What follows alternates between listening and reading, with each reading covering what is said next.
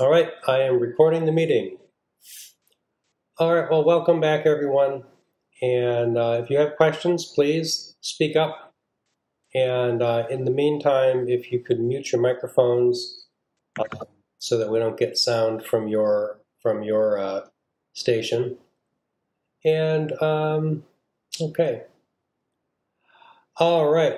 So last time we were talking about the Romans, and with European history, you get very generally a shift from the Romans to what becomes what we know of as the Middle Ages, which is a time when the after the fall of Rome. So when Rome was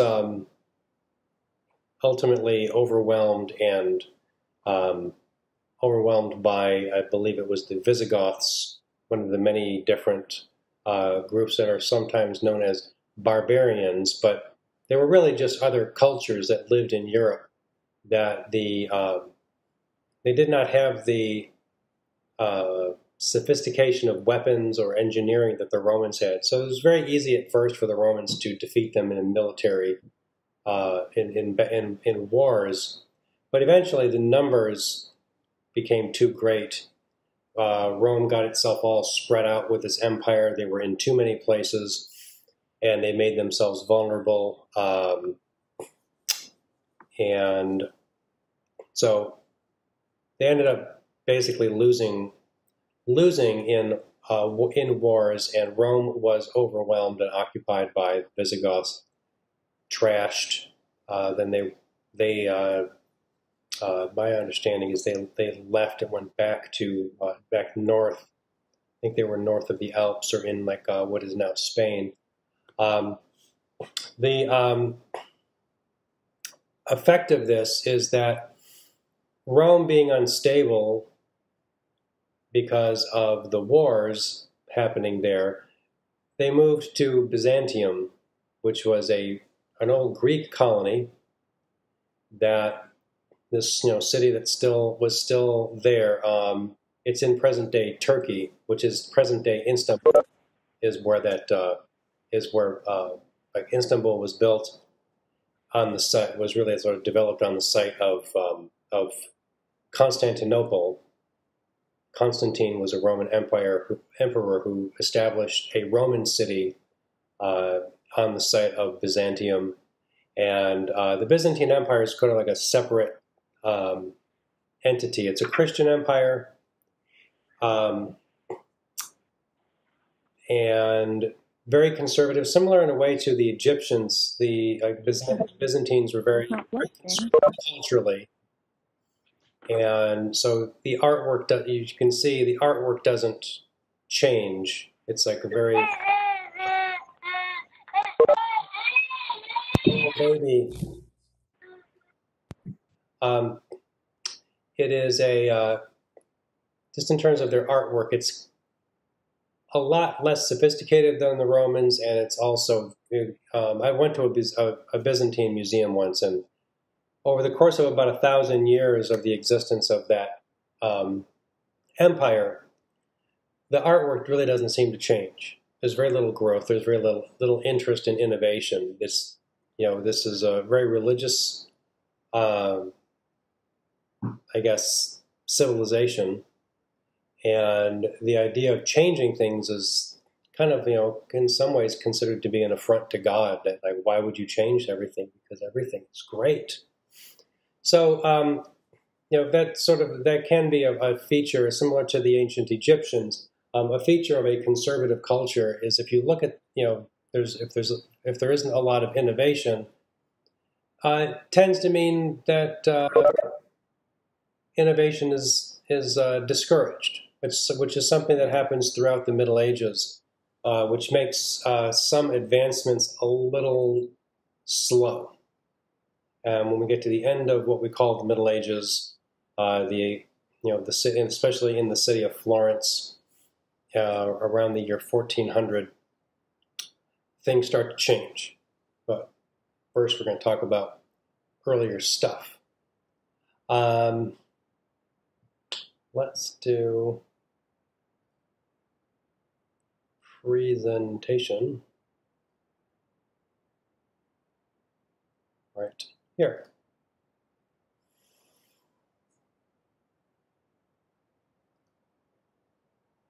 There we go. Okay, so early Christian and Byzantine architecture. The typical Christian basilica, and a basilica is a long, low building with a long double colonnade, semicircular apse at one end. The apse is the end. Let me move that. I can't see. Darn it. My little window here is in the way. So originally, a basilica is a Roman type of building for law courts or assembly. So it's not a religious building, but a lot of churches, like Christian churches now, are called basilicas. So it became a type of church for the within the Christian church. So, and of course, a basilica is now a church that is has the designation of a church that is given papal privileges. Not sure exactly how true that is now. The Roman Catholic Church changes a lot. Okay, but when we talk about a basilica is a type of building, originally a Roman, like municipal building, and then became a type of Christian church. Okay, now I show you this layout of an ancient Egyptian temple because there's some similarity to the layout. You have, even like here, you come up these stairs, you go in through the gatehouse into this courtyard atrium area, and then you go into the church. And with the Egyptian temple, this temple complex, it is much, much larger, but it's really a similar idea. It is this axial plan, this like kind of layout in the shape of a T. And with the Christian church, the T is up here. And sometimes this design is called cruciform, meaning it is in the shape of a cross. And the cross is a very important symbol in the Christian religion. Here's a drawing of Old St. Peter's Church, the basilica in Rome. And so you can see how it is pretty much that diagram. That diagram, I'm sure, was drawn from this. So it's not exactly the layout that you get in the later, like in the Middle Ages. But so this is like very early Middle Ages. This was like still the Romans were still around. It wasn't until like the next century, after this, 500s of the Common Era, that the Romans finally were like pretty much done on the Italian peninsula, and they just said, skip it. We're just like, evacuate to the east, leave everybody behind who can't come with us, and hopefully they survive. There was still, during this period of time, when the Romans left Europe, really, there was still this like remnants of Roman administration. A lot of Roman administration sort of moved into like the early Christian church administration, because they were people who knew how to manage cities, towns. They knew tax systems of taxation. They knew water systems. So they sort of like the Roman Catholic Church, or I guess it's not really, it was just the church. Roman Catholic comes later, when there's a distinction between Lutheran, or between Protestant and Catholic. But these early churches in the in the very end of the Roman, I guess, administration kind of merged. they needed, a lot of the groups like the Germans, the Gauls, they were all like in areas like Germany, like present day or Germany, France, Spain, England, all those areas where the Romans had been. They were not as advanced as the Romans, and so the sophistication of civilization just like went over a cliff, pretty much. So they kind of, Europe had to really just rebuild and go back to an earlier stage of development. So here's a plan view of the basilica and a perspective drawing of it, drawn much later. So to give you some idea of what the church looked like. This church, by the way, does have clerestory windows. You see these windows up here in the raised section of the roof, which is also something that comes from the Egyptians. Now here, this is an example of a Byzantine mosaic, and it's kind of cartoony, and it's well, dang it, back here. Sorry, this mouse, if I brush my finger over the mouse, even slightly, it'll advance it. Okay, so you can see there's a Greek fret or meander on the border above there. The language of Byzantium, which is the Roman name for this, capital city of capital Byzantine city, the language was Greek. It still maintained a very strong Greek identity. And so the language of the church was also this form of ancient Greek. And they missed these missionaries from Byzantium would go out into places to the north, like what are Slavic areas. And the reason that Russian and other what are called Cyrillic languages, because of Saint Cyril, who was a missionary, who, if they didn't have a written language, he gave them a written language that was based on Greek. That is why there are.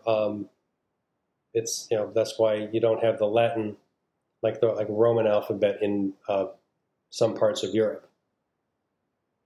Okay, so this is in mosaic. The Byzantines were really good with mosaic. Their sophistication of perspective and depth was, there was a drop off from the Romans. Now the architecture. So here is Byzantium, right down here, Constantinople, right on the Bosporus, which is the strait between the Black Sea and the smaller body of water, and then the Mediterranean. So it's actually strategically a very important place, and so this became a very wealthy. Constantinople became a very wealthy city. This is Hagia Sophia, or the Church of the Holy Wisdom, and built in the 6th century, 532 to 537, pretty quick. Converted to a mosque in 1453. The Turks took control of the city of Constantinople, and it became Istanbul. So the minarets here are not original to the church. Now here, this is a section of Hagia Sophia. You can see that there is this raised section.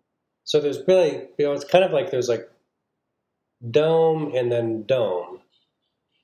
And this type of dome is called a pendentive dome, where this dome on top is actually sitting on top of several other domes. Or actually, you see these arches, it's sitting up on arches. Hey. So now here is this is a section of the Pantheon, and this is Hagia Sophia. plan of Hagia Sophia and a photograph of the interior. So currently this is a museum, and so you can see that the dome is sitting up on arches. It is very tall. I think it's about the equivalent of about 27, almost 30 stories high. In there, you can see how small these folks are down at the bottom, and then the dome in the center is significantly higher. But here you have arch, arch, arch, and then here's an arch right here.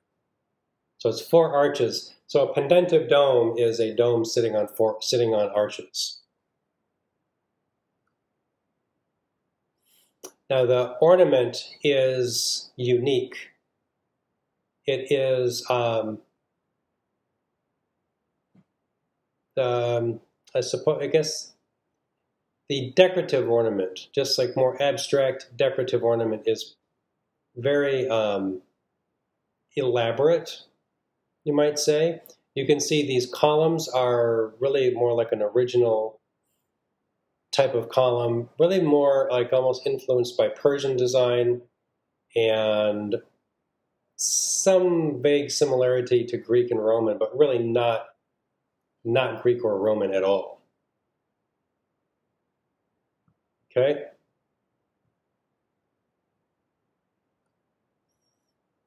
Okay, now here is an example of a mosaic from Hagia Sophia. And you can see even things like the perspective of the book is kind of goofy. But this gold, the gold tile is really quite beautiful. There is some suggestion of light and shadow, so there's some dimension to it in the hands and the bag. But this pattern is really flat here. Very interesting stuff. But in terms of sophistication, it's really more in line with what you see in the Middle Ages in Western Europe than you do with like Romans and Greeks. If you think about what the Greeks achieved in terms of realism, this is pretty simple. All right, now in smaller church, this San Vitale in Ravenna. Mr. Connor, question about previous slide. Was that a mosaic or was that like a mural of some sort? This is mosaic. Okay, thank you. You are welcome. So Ravenna is on the eastern coast of Italy, farther like a little bit north in it. For a very brief period of time, Ravenna was a stopping place for the Roman administration when it was heading from Rome to Constantinople. So here there's this circular, really more of like a circular plan. So a church that's a church in the round, small church, but you can see where whether they're either using really gorgeous stone or they have covered all the surfaces with either mosaic or fresco. Mostly mosaic. It's kind of like nuts with mosaic. Looks like there's some later, more like Renaissance, almost like Baroque looking stuff up here. But the degree of ornamentation is pretty stunning. You can see a little bit like the guilloche, that sort of braided border pattern.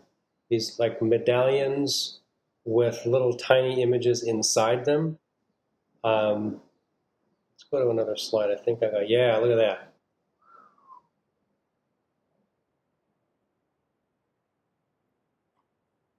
So other than a few surfaces that are, some of them are relatively plain, they really just packed it in here. One day, Duffy, yes.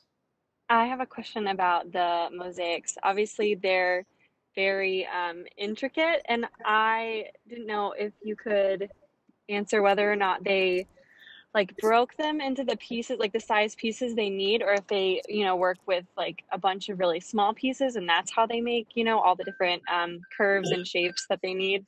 Good question. So a lot of them are cut into very specific, just like small squares. If we go back Okay. to now, there's a type of Roman. You can see these are. If you look at these, oh boo. Can you see that those are little squares? Yes, if I zoom in. Yeah, if you zoom in, you can see they're little tiny squares. And there's the slight variation, especially like in the gold, gives it a little bit of depth that's probably not even really there. Mm-hmm. Now there's a type of Roman, like the Romans were good with mosaic. I mean, like this like the Byzantine mosaic is really more like painting.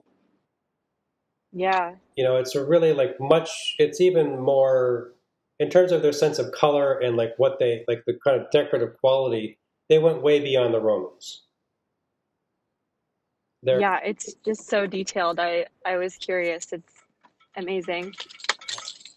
So like very regular mosaic, you cut the pieces, these tiles into very regular sized squares. You can do it in another one. I think it's called opus sectile. There was a Roman thing where they would take like pieces of ceramic or stone or glass and just kind of break it, and then build it all out of whatever shapes they got.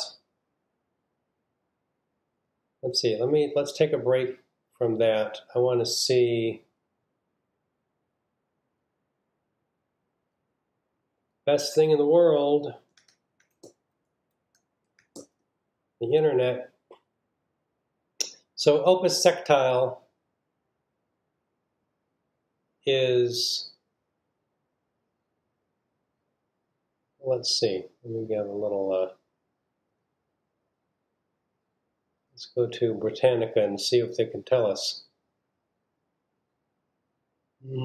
Cut to fit component parts of a design. So the opus sectile, there's another one where they would just kind of like, they were kind of random.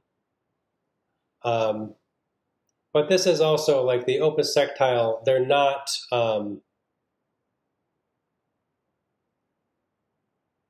uniform in size. So like this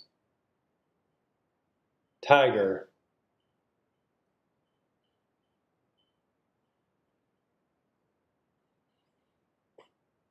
there, like that's opus sectile, which is kind of like, this is basically mosaic without the pieces all the same size. I see. I can tell that it's all kind of like Yeah, put together like a collage. yeah. That makes sense. So Thank you for answering that. You're very welcome. Okay, let's go back to this guy.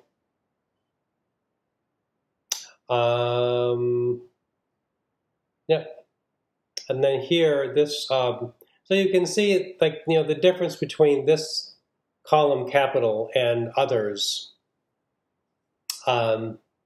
It's simpler, like kind of like like just fanned out, larger at the top, similar a little bit more like an Egyptian column or maybe a Persian column, and the carving is decorative ornament, so it's abstract, either geometric or more organic, like vines and that sort of thing. Or there's some animal imagery that are like symbolic, like symbolic Christian imagery. But it's pretty beautiful. So, and this is the kind of thing, mosaic is still done today. It costs a lot of money because to do mosaic well, it takes someone who knows how to do it and it takes time. It takes time to figure out which colors you're using. It takes time to execute. this. There's a group in Chicago. It's the Chicago Mosaic School, and they teach. It's like community education, but they teach mosaic. And I once did a color theory class for them where we made a color wheel in mosaic, and it was pretty fun. But there's a guy who's there, who's from Ravenna, that they hired to come to Chicago and basically he moved to Chicago to be a mosaic artist here.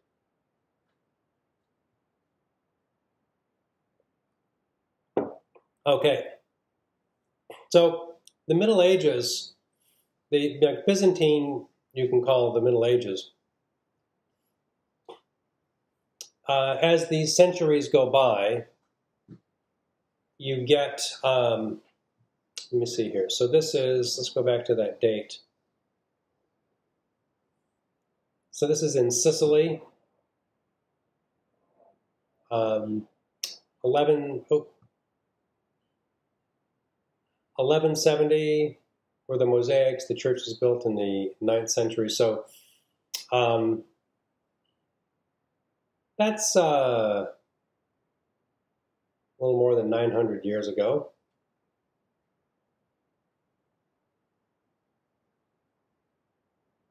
So the Romanesque is like Roman, and mostly in the churches are in Western Europe, Spain, France, and England, which were not Spain, France, and England at that time. They were still broken up into different kingdoms, principalities, just different, much smaller areas of control. But the church was there, and Christian churches were there, and these churches were initially these Romanesque churches were built along these pilgrimage, just like the path that Christian pilgrims would take, going from church to church to see different holy relics that were held by different churches. The holy relics, interesting stuff because, there were, I remember this from one of my, middle history course that, churches would say we have a finger bone from Saint John, the evangelist, and they have a little glass thing, and you don't know if this is actually St. John's actual finger bone, but people believe it, and so they go and they pray. The church becomes a site. Really, it's almost like it's good. It's good for the economy for the local economy because people come in and spend money. We've been doing this for a long, long time. So some of the relics were a little more legitimate than others. There were two different churches that claimed to have the skull of John the Baptist. I don't remember him having two heads, so one of them at least was wrong.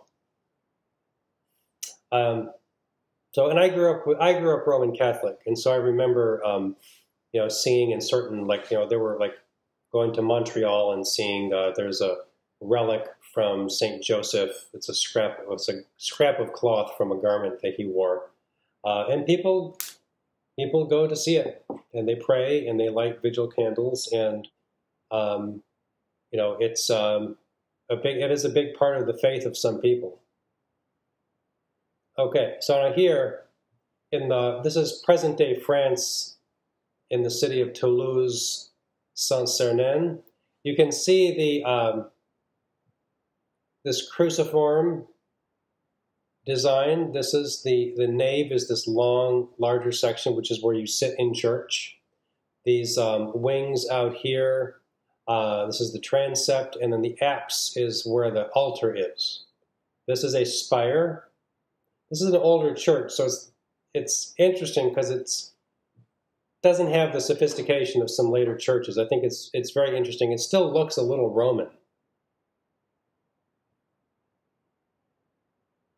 Now, inside, you can see, this is one of the reasons it is, this type of architecture is called Romanesque, is because it's like the Romans. They're using a barrel vault and that circular Roman arch. You can see that compared to the Byzantine churches, there's almost no decoration in here at all. Extremely minimal. This is like, this part of Western Europe is where they were really starting over after the Romans left. So it took them a while to get built back up to the same level of sophistication, where basically like trying to pick up where the Romans left off. So different aspects of features of Romanesque: massive stone construction, barrel vaulted ceiling, round arches, minimal decoration, small windows. That should also be on there, because of the for them to build a structure this tall, their knowledge of engineering was not nearly what the Romans had. And so they had to make the walls very, like, just large, like massive and solid, to support the weight of the height of the building.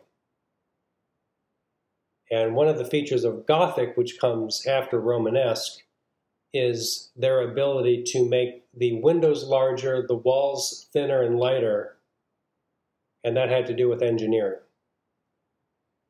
So here's some comparisons with Romanesque churches and St. Peter's, that drawing I showed you in the earlier section.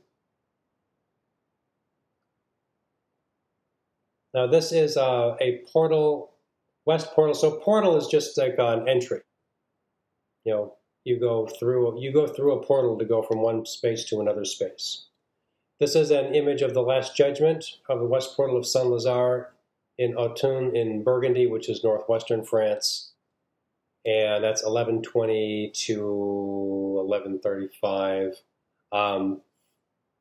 So we're still, so this is what this is definitely Middle Ages. The Gothic is coming soon, but it's not there yet. And the inscription, "Let this terror appall all those bound by earthly sin." Fear was a big part of the Middle Ages, and the Black Death, plague. I don't know that it was happening right here, but life expectancy was very low. People lived much shorter lives. Very few people were educated, and it was not the life we're used to. So you can also see the sophistication of the figures it's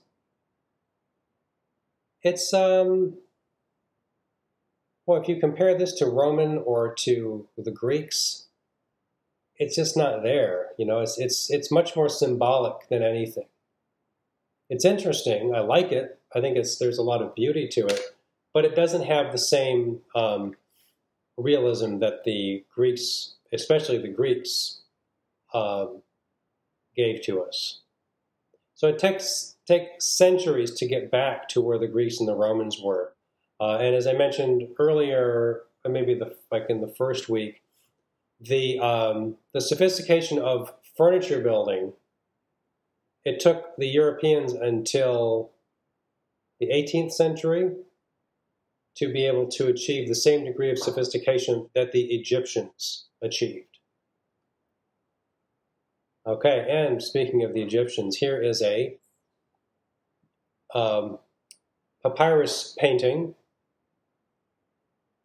with these, the traditional, like the Egyptian, where they show you the parts of it, like the torso is front view, the lower body is side, the head is side view.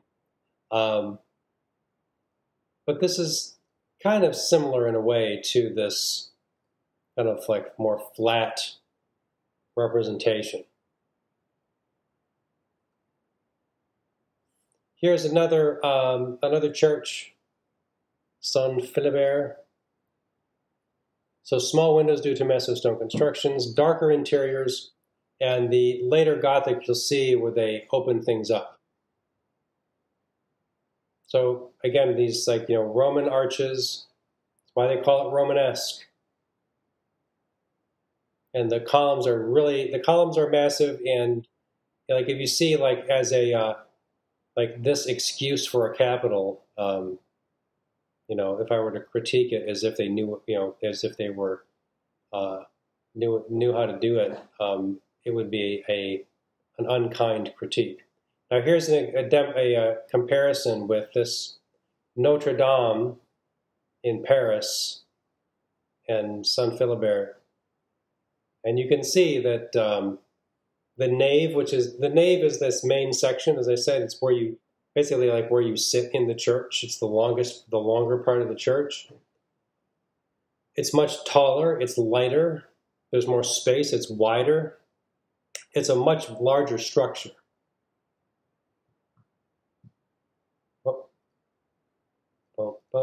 Yeah.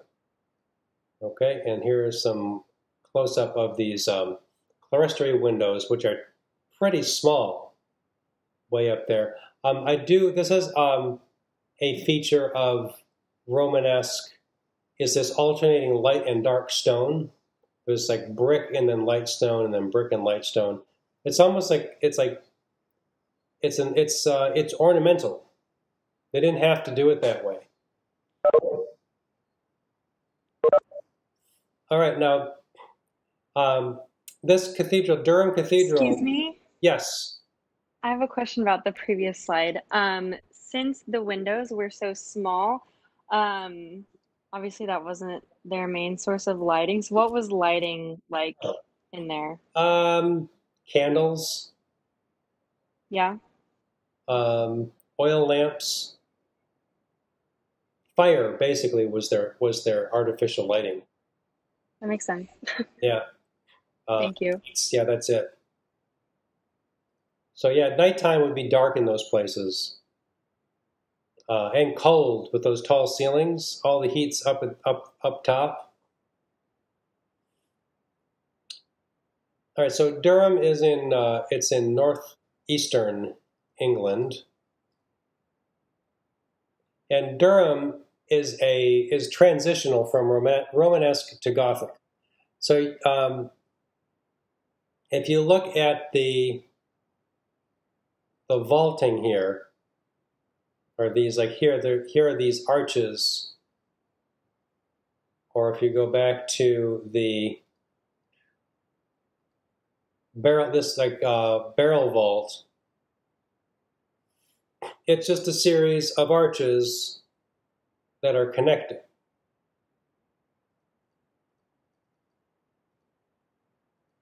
And then here you see a difference in the ceiling. This is the beginnings of rib vaulting. Now this it's transitional because you can still see that the arches along the side of the nave are circular. Those are Roman arches, but they're starting to get to this like more pointed arch that is used in the ribbed vaulting. And that ribbed vaulting, what that is the structure is just on that rib. It's kind of like a I don't know. So it's like kind of like a skeletal framework, and so most of the load is carried by that, which means that the ceiling can be lighter because it's not part of the structure.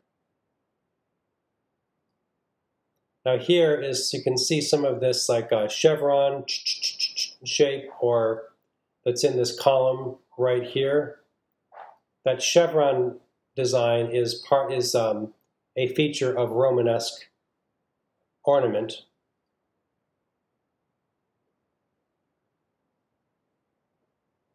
And this kind of like diamond, almost like a I don't know, snakeskin looking kind of a ornament.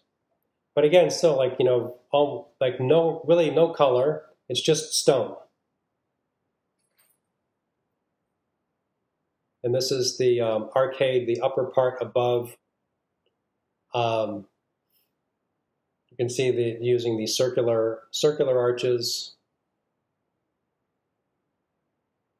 Then you can see here with this, like, this column is really kind of like, it looks kind of like a cluster, and then all of these, the ribs sort of like sprout off of it.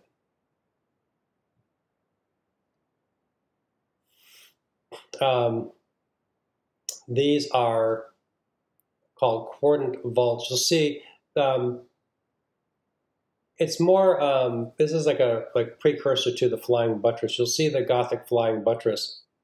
Basically, it's an extra little structure that's attached to the outer part of the building that sort of like holds up the roof. It actually makes like, it holds up the upper part of the wall so it can go taller. And these are the vaults in the nave, like that. So this ribbing, what looks like a you know, kind of like a, that is structure. Oh, back. Go back to this thing. Yeah, so that that crossing in the ceiling, that is a structural feature that is really like, that's the part that is bearing most of the load. And so the ceiling, like that, well, basically they could make it taller. So those vault, let me go back to this. These curving structures here are up like here, way up high, so they're kind of like on the almost on the outside of the building, and they're sort of holding up the upper part of the wall so it can go taller. Okay. Questions about this?